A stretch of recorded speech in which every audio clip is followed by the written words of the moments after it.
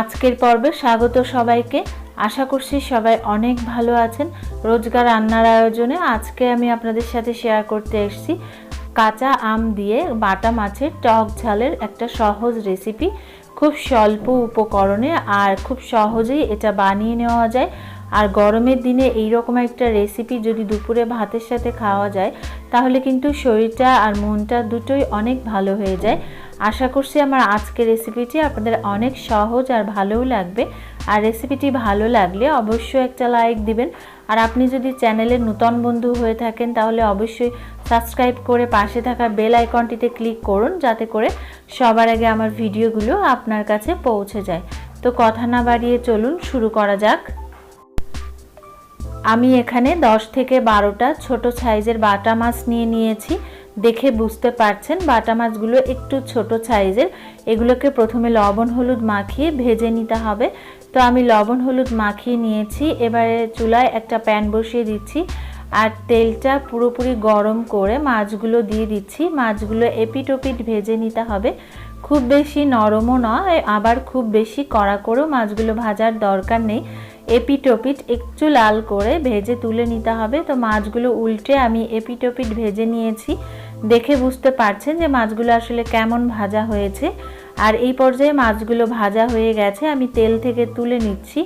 আর আজকের রান্নাতে আমি তেলটা খুব বেশি দেব না, এখানে একটু কম তেলে রান্না করব। তাই যে তেলটা ছিল মাছ ভাজার পরে সেই তেলের মধ্যে আমি দিয়ে দিচ্ছি 1/2 চামচ পাঁচফোড়ন আর একটা কাঁচা লঙ্কা। একটু নেড়েচেড়ে ভেজে নেওয়ার পর এর মধ্যে আমি দিয়ে দিচ্ছি 2 টেবিল চামচ পেঁয়াজ কুচি। পেঁয়াজ কুচি নরম হওয়া পর্যন্ত এটাকে ভেজে নিতে হবে। আর একটু কালার চেঞ্জ হয়ে আসা পর্যন্ত 3-4 মিনিট সময় নিয়ে পেঁয়াজ কুচি ভাজার পরে এর মধ্যে দিয়ে দিচ্ছি 1/2 চামচ আদা বাটা। আদা বাটা দিলে খুব দ্রুত তেলের উপরে সেটা ছিটিয়ে যায় চারপাশে, আর সেজন্য একটু জল আর হলুদ দিয়ে এটাকে ভেজে নিচ্ছি 1 মিনিট মতো। আদা বাটা দিয়ে ভেজে নেওয়ার পর আরও কিছুটা জল দিয়ে দিচ্ছি। যেহেতু কড়াইটা কিন্তু অনেকটা শুকনো, মশলা দিলে পুড়ে যাবে, সেই ক্ষেত্রে আমি আগে থেকে জলটা দিয়ে নিলাম। এরপরে শুকনো মশলাগুলো দিয়ে দিচ্ছি 1/2 টিস্পুন জিরে গুঁড়ো, 1/2 টিস্পুন ধনে গুঁড়ো, 1/2 টিস্পুন হলুদের গুঁড়ো, 1 টিস্পুন মরিচের গুঁড়ো। এই সমস্ত শুকনো মশলা দিয়ে জলের সাথে খুব ভালো করে 2 থেকে 3 মিনিট কষিয়ে নিতে হবে। আর এই পর্যায়ে কষতে কষতে যখন কালারটা চেঞ্জ হয়ে আসবে তখন বুঝতে হবে যে কষাটা হয়ে গেছে।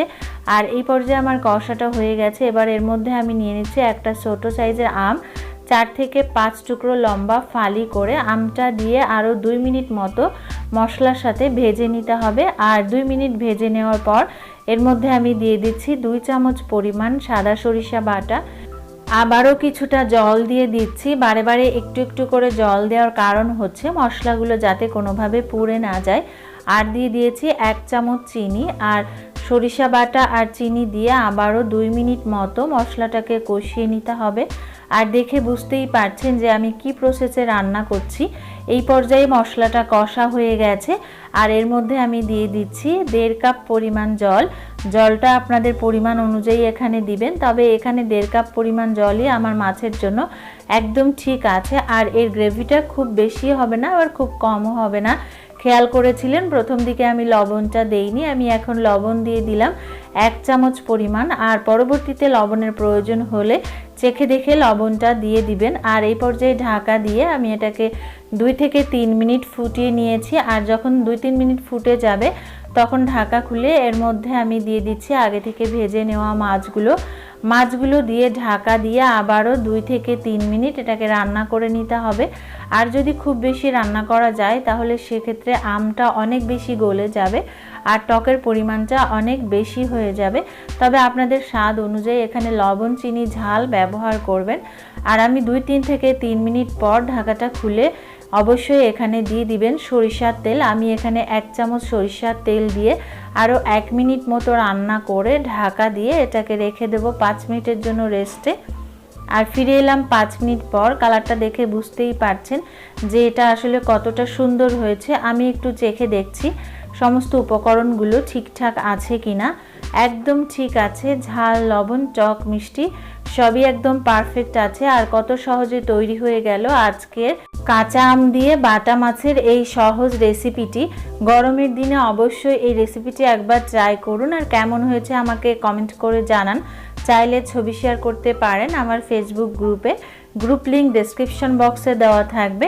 আর রেসিপিটি ভালো লাগলে অবশ্যই একটা লাইক দিন আর সাবস্ক্রাইব করে আমাকে সাপোর্ট করুন, কারণ আপনাদের লাইক কমেন্ট শেয়ার সাবস্ক্রাইব আমাকে অনেক বেশি আনন্দিত করে।